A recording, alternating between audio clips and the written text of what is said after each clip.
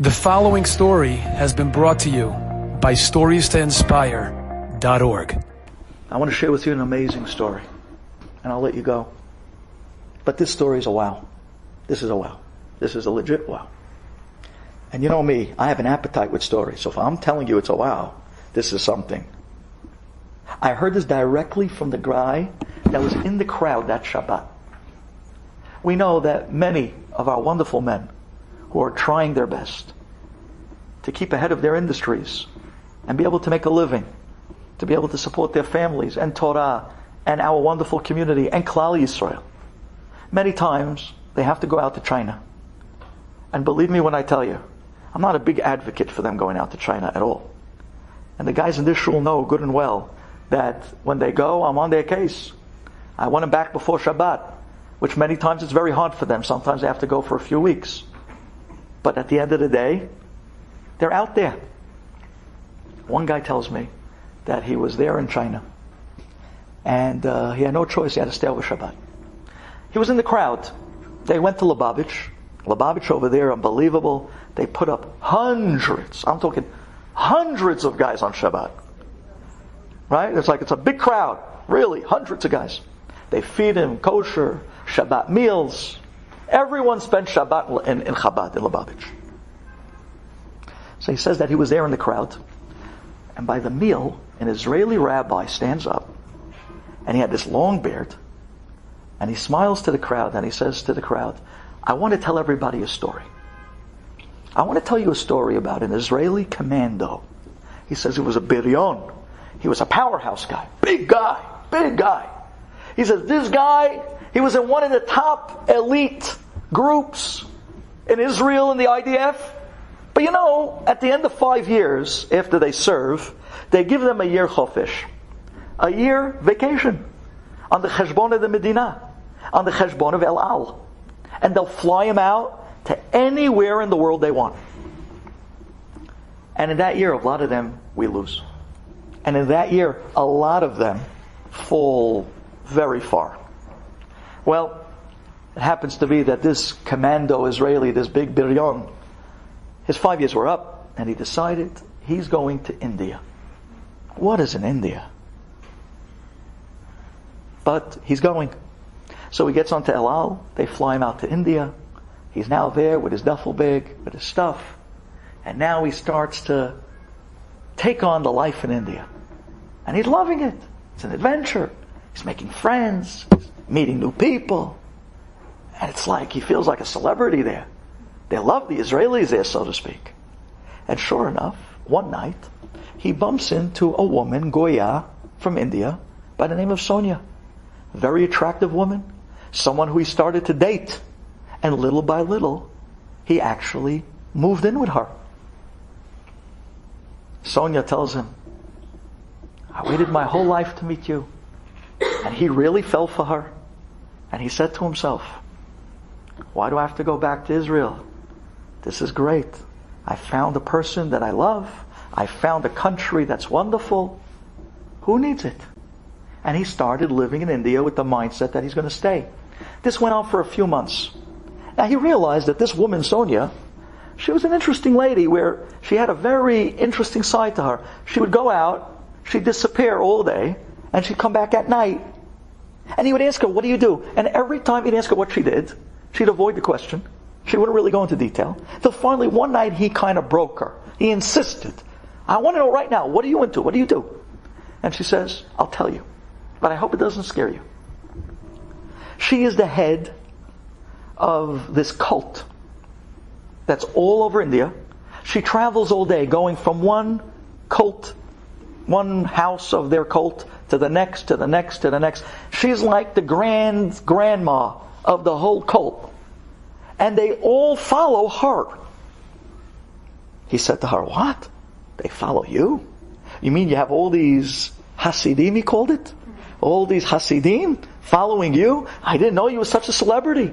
She says, yes, I have over 1,000 people in India in my cult that follows me. Really? What do? They worship me. Wow, they worship you. She says, yeah.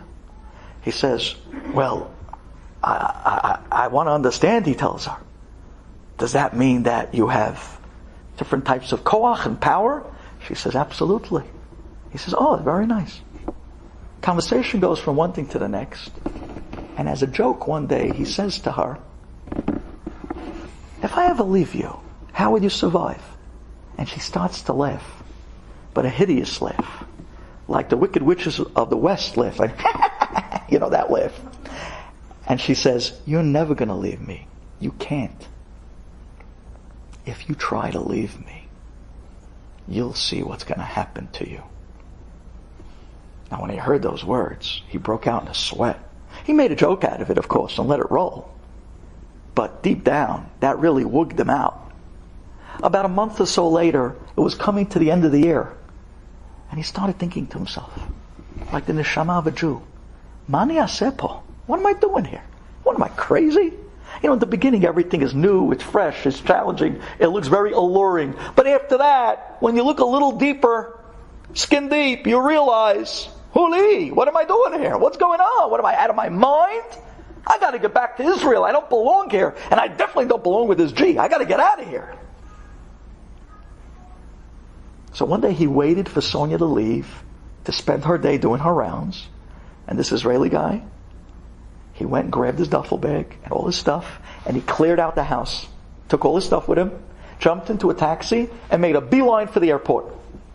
The time she comes home, he already made the heshbon. The time she comes home, he's already going to be by the gate, and he'll be boarding on the next El Al flight back to Israel.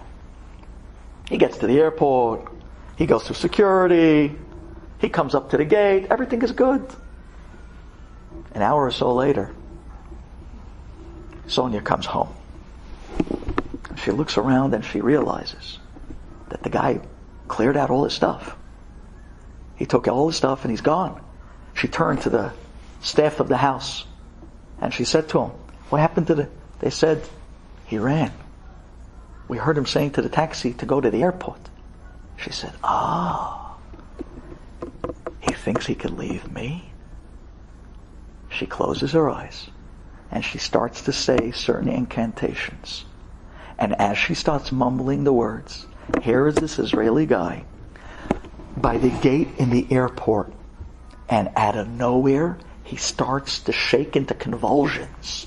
The guy falls on the floor and he's screaming in front of a whole crowd of people, and he's yelling and screaming, let go of me! Azovoti, let go of me! And he's screaming in pain.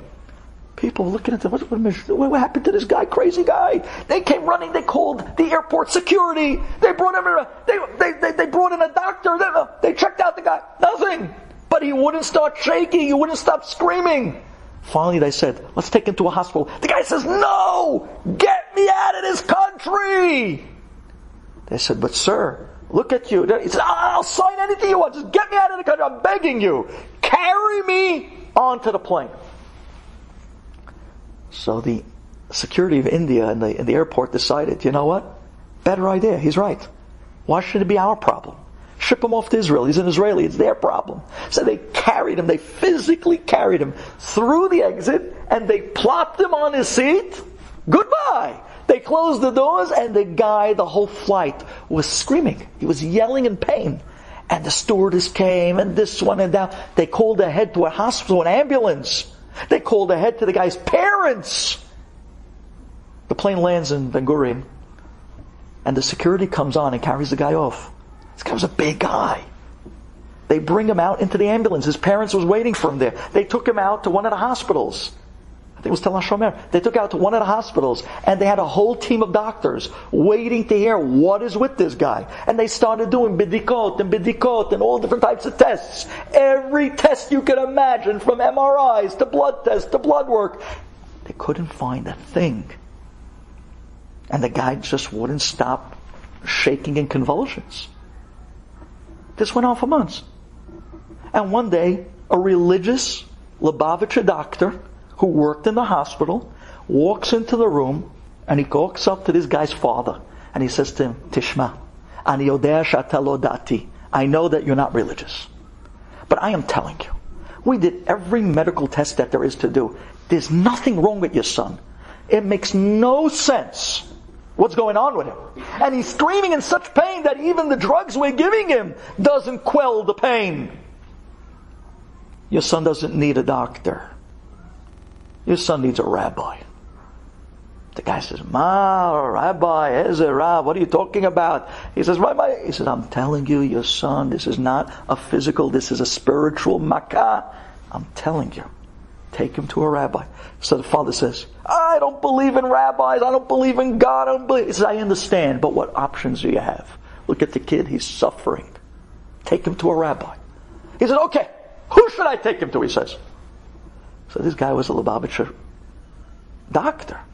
He says, get on the first flight, fly to the United States, go to Brooklyn, go to Eastern Parkway, go to 770, and take him to the Lubavitcher Rebbe Zecher Tzadik Libracha. And the father said, okay, the Israelis, the Lubavitcher Rebbe they heard of. Who didn't hear of the Lubavitcher? It doesn't mean you're religious, you're not religious. I mean, everybody knew. Regardless you're religious or not, you had the picture of the Lubavitcher Rebbe in your falafel store. Everyone did, right? I mean, right? You ever been to Israel? Right? If you didn't know better, you'd think unbelievable. Lubavitcher Rebbe was an unbelievable tzaddik. He reached everybody. You have to hear this. They carried the guy back onto the plane. El Al took him to JFK.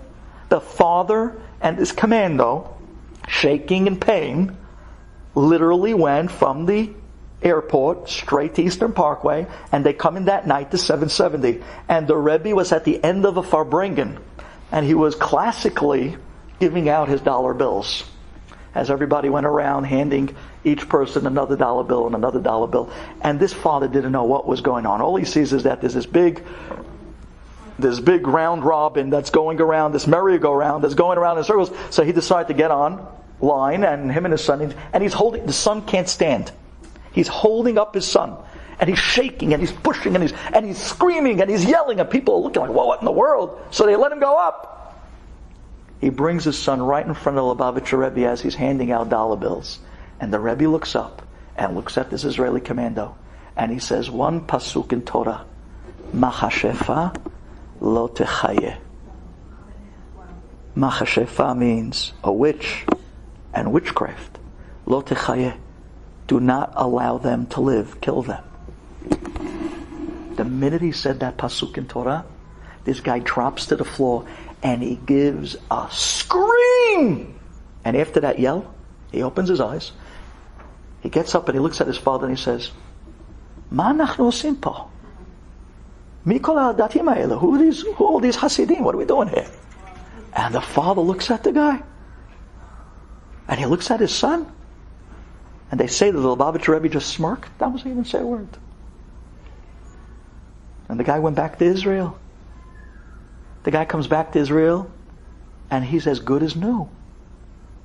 And the family couldn't believe it. And this family was clearly not going to be Chiloni anymore. But they saw an open miracle. One rabbi, one pasuk in Torah, you're untouchable. You're immortal. You're Klal Yisrael. You're above everything else as long as Torah enters your life. This Israeli commando, he gets on the phone and he calls India and he starts schmoozing with his old friends that he made in the past year. And people start, hey, what happened to you? We heard they carried you out of the airport. We heard they had to carry you on the plane. We heard in Israel you were yelling and screaming for months. People thought you were dead. They thought you were dead. What happened to you? He says, well, thank God I'm better now. Tell me, what's going on with Sonia? He asks them. And they say, you mean you didn't hear? He says, no. What happened? He said, a little bit over a month and a half ago, she got into a terrible accident and she died. He said, wait, what day was that? And they come back to the day, calculated to the day he was standing in front of the Lubavitcher Rebbe. And at the moment the Rebbe said, Mahasheva, Shefa, lo tehayeh, was the moment that she was gone. Because nothing could go up against our Torah. It's the greatest protection of anything and everything. This Israeli rabbi, big smiles now, looks at the crowd in China hundreds and hundreds of guys, their jaws dropped listening to this story. And he looks at them with a smile and he says, do you know how I know this story? Because I was the guy. I was the guy. What Torah is. Magne o matzle. It doesn't matter if it comes from the north or if it comes from the east. What matters is one thing. Do we have a Torah lifestyle in our homes? Do we have the great shield of the Torah HaKadosha? Enjoyed this story? Come again. Bring a friend. StoriesToInspire.org